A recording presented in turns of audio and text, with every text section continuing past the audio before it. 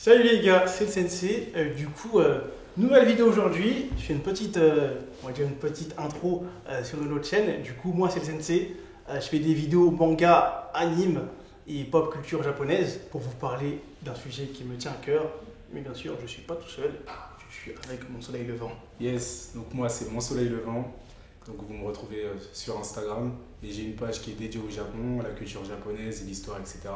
Et aujourd'hui, je suis avec Cell Sensei pour vous parler de Yasuke. Et pour cette vidéo, je suis avec un invité de marque pour parler d'un sujet qui compte énormément. Ça.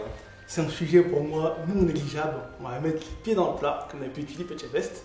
On va parler de Yasuke, l'anime qui est sorti récemment. Et pour ce faire, je suis avec Mon Soleil Levant. Comment ça va? Très bien et toi Sensei? Écoute, tout va bien.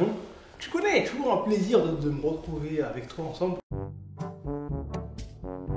Quand on discute voilà, de pop plaisir culture partagé. japonaise et surtout de manga et d'anime, parce que le sensei, il aime que ça.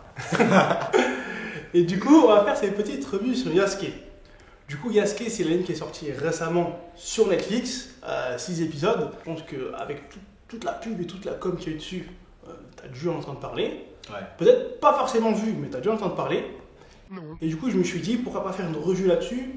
Parce que c'est un sujet, pour moi, personnellement, il me tient à cœur. Parce que là, premier samouraï noir. Donc du coup, vu que j'ai un lien avec la culture japonaise qui est assez fort, mon saluant pareil, ça parle d'anime. C'est le sensei, je sais très bien que c'est l'endroit où il faut être quand ça parle d'anime et de manga. Donc, revue Yasuke, let's go!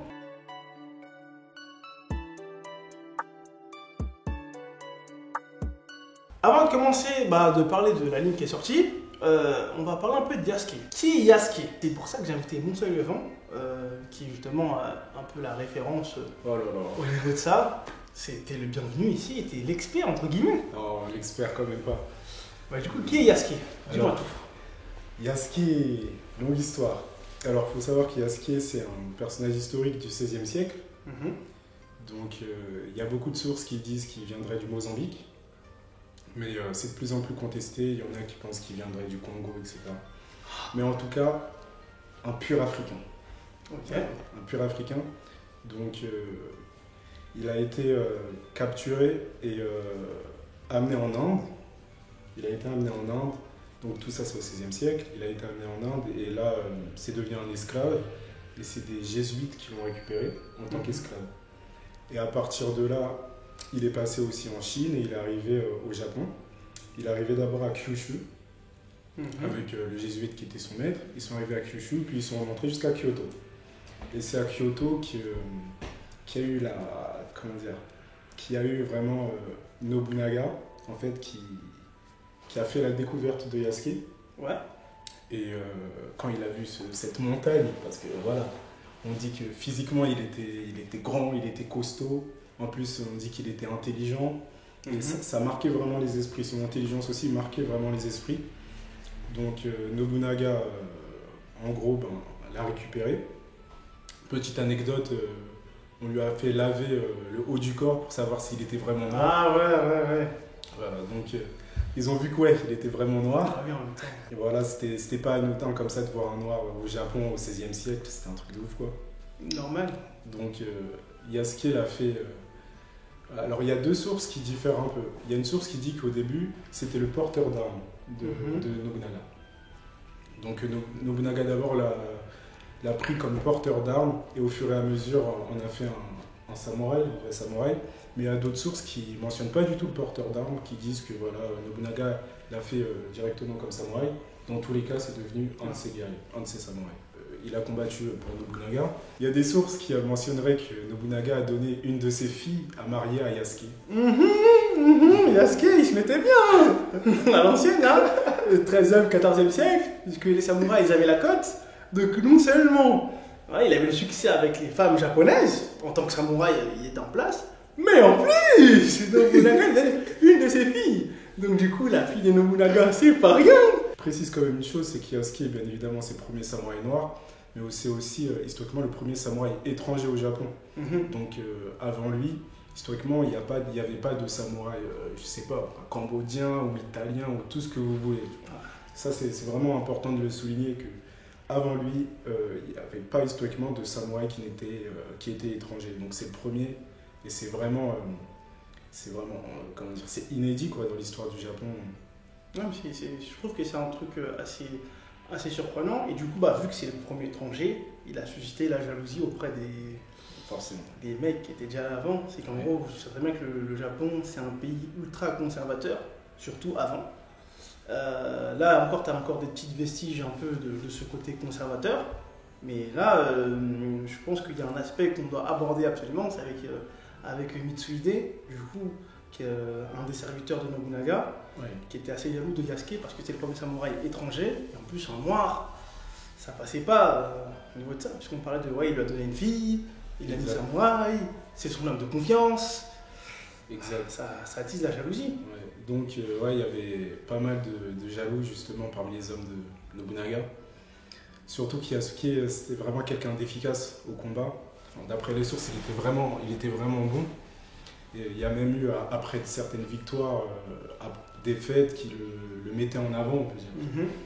Et il y a les Mitsuhide qui ont comploté d'ailleurs contre Nobunaga et qui étaient aussi jaloux de Yasuke. Et c'est justement comme ça, Nobunaga en fait s'est fait trahir par les Mitsuhide. C'est comme ça qu'il est mort, il s'est seppuku suite à cette trahison. Il y a des sources qui disent qu'après ça, voilà. Il y a deux sources différentes en tout cas qu'on peut trouver assez facilement. Il y a des sources qui disent qu'après ça, Yasuke a rejoint le fils de Nobunaga. Il a rejoint le fils de Nobunaga, mais ils se sont fait rattraper, il s'est fait avoir. On lui a interdit de se seppuku parce que justement, à cause de la jalousie, les Mitsuhide lui ont dit non, toi t'es pas un vrai samouraï, etc. Donc on te retire tes épées, tu vas pas de seppuku, et qu'on l'aurait renvoyé en Inde. Mais il y a des sources qui disent aussi qu'on ne sait pas en fait où il a fini ses jours, tout simplement. On ne sait pas s'il s'est enfui, s'il a fini ses jours au Japon. Peut-être qu'il a fini ses jours, qu'il a fait des enfants, on ne sait pas. Donc ça reste quand même un personnage très mystérieux et très, très, très intéressant. On va aborder l'anime qui est sorti récemment sur Netflix. Yasuke est sorti le 29 avril. Voilà, et c'est le début de cette review sur Yasuke qui m'a, moi personnellement, extrêmement déçu. Franchement, c'est une déception. Je vais expliquer ça en plusieurs points. L'ambiance de l'anime qui m'avait pas plu, donc du coup, c'est une ambiance totalement différente à laquelle j'ai pu penser. Même si c'est une fiction qui n'était pas censée ressembler à tout ça, c'était pas censé ressembler justement exactement aux années au XIIIe siècle ou au XIVe siècle. Ensuite, il y a aussi l'aspect de personnages et de différences par rapport à ce qui était fait avant.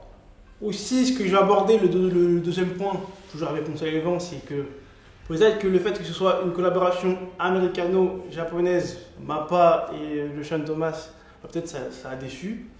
Et pour finir, moi je vais mettre on va dire, mon petit coup de gueule et mon petit coup de cœur là-dessus, et après vous pourrez en débattre tranquillement. Du coup, on va commencer tout de suite avec l'ambiance de l'anime. Du coup, t'en parlais avant en décrivant Yasuke, c'est que c'était vraiment quelqu'un de respecté à travers tous les samouraïs qu'il y avait à l'époque. À l'ancienne, on est d'accord que quand t'es un samouraï, il y a deux épées, il y a des katanas, il y a des armures, mais il n'y a pas de robot. No, God. Du coup, moi, il n'y a pas de mecha. Il n'y a pas de mecha. Donc du coup, je ne sais pas où est-ce qu'ils sont partis les chercher. C'est que dès le début de l'anime, dès les premières secondes, tu vois un robot, et bien sûr, tu vois l'autre aspect qui m'a déplu, tu vois de la magie et des sorciers. Notamment un sorcier béninois. Moi, je voulais savoir votre avis par rapport à ça, ça m'a vraiment déplu. Dites-moi ce que vous en pensez dans les commentaires. C'est en gros, tu fais une fiction, c'est pas censé ressembler totalement à la réalité, mais là, tu pars en délire SF hyper poussé avec des robots et des sorciers béninois. On est en 2021, même nous, on n'a pas les robots comme dans l'anime. Donc, moi, je voulais ton avis par rapport à ça, si tu pensais comme moi, ou s'ils avaient abusé sur ce point ou pas du tout. Après, c'est vrai que c'est un point. En fait, là, mon rire, tout dire, c'est. Enfin, pour le coup, ce côté méca, sorcier béninois, c'était n'importe quoi. Je suis désolé. Je suis désolé, mais même moi, en fait, j'ai pas compris pourquoi ils ont fait ça. Comme tu l'as très bien expliqué, hein, ils pouvaient quand même changer un petit peu l'histoire, c'est de la fiction, etc. Mais de là à carrément mettre des mechas, comme tu dis, on est en 2021, on n'est pas prêt d'en avoir. Mettre des sorciers béninois, qu'est-ce qu'ils faisaient là? On ne sait pas. On ne sait pas, et donc moi aussi ça m'a déplu. En plus, ça arrive dès le début.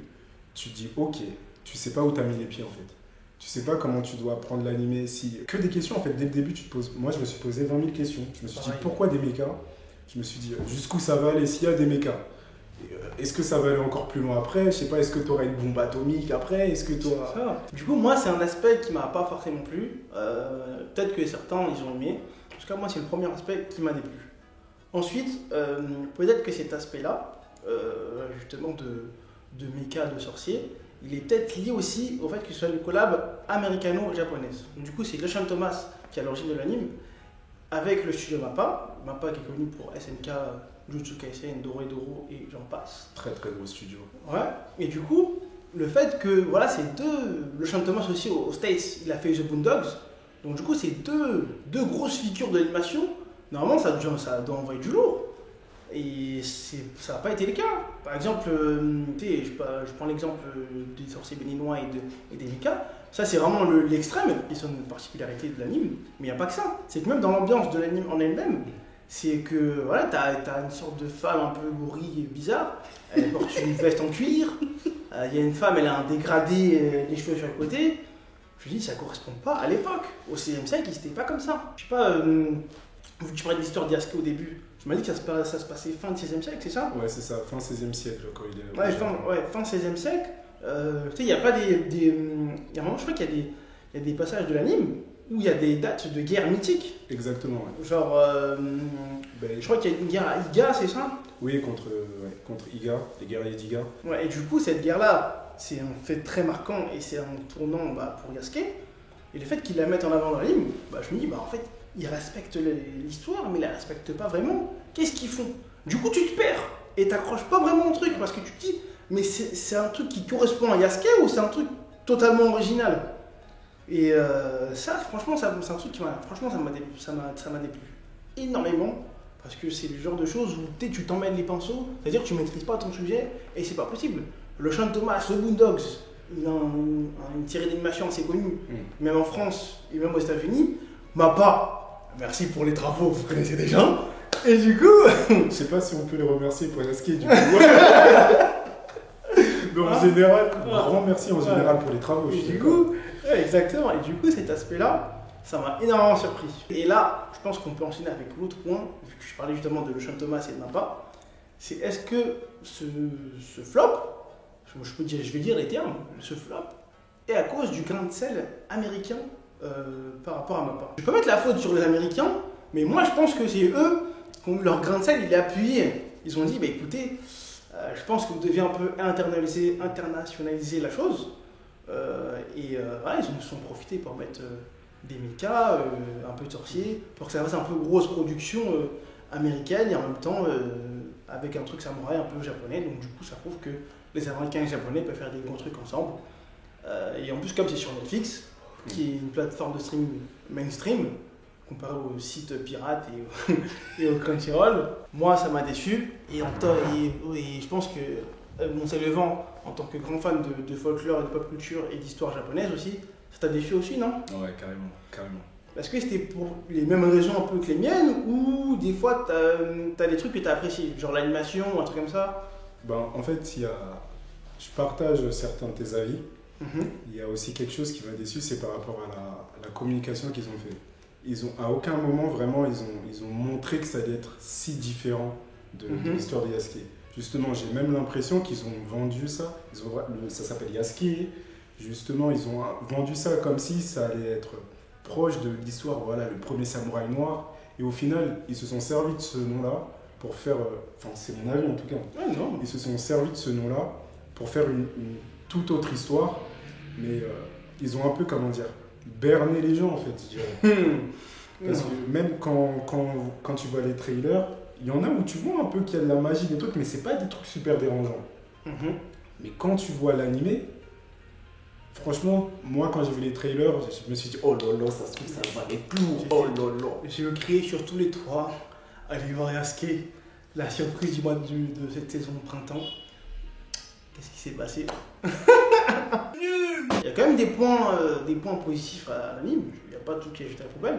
L'animation parfois elle est incroyable, pour la méta des fights, je trouve qu'elle est pas mal. Toi aussi tu es d'accord là-dessus? Ouais, je suis d'accord. Ça dépend, il y a certains moments où l'animation est vraiment belle. Il y a des passages que j'ai vraiment aimés. Par contre, il y a d'autres passages, bon, il y a un peu des deux, quoi. C'est des montagnes russes, on va dire. Exactement, et du coup, bah, ça c'est quelque chose qu'il faut mettre en avant. Il y a aussi l'aspect qu'il y a certains passages historiques qui ont été pris et qui sont bien réalisés. Comme tu parles à un moment, tu parles de quand il s'est fait nettoyer et qu'il pensait que c'était une autre couleur. C'est aussi présent dans l'anime et c'est plutôt bien réalisé. Et ça aussi, il faut le mettre en avant. Mais pour moi, c'est trop peu. Ouais. C'est dommage. Après, moi, c'est que mon avis. N'hésitez pas à me dire tout ce que vous pensez de Yasuke et aussi de l'anime et en général quand il y a Mappa ou le Sean Thomas ou même des productions américano-japonaises, ils font des collabs. Dites-moi ce que vous en pensez. Là, on a pu voir ce que ça donne. Peut-être qu'il y en aura d'autres, peut-être qu'il n'y en aura pas. Peut-être qu'il y aura une saison 2, peut-être qu'il n'y en aura pas. N'hésitez pas à réagir là-dessus en commentaire et comme d'habitude sur Insta ou sur Twitter. Le meilleur moyen d'avoir un avis, c'est d'aller voir parce que le manga, c'est le partage. Et comme d'habitude, on est ensemble et toujours avec mon élément. On se revoit pour une prochaine vidéo. Yes.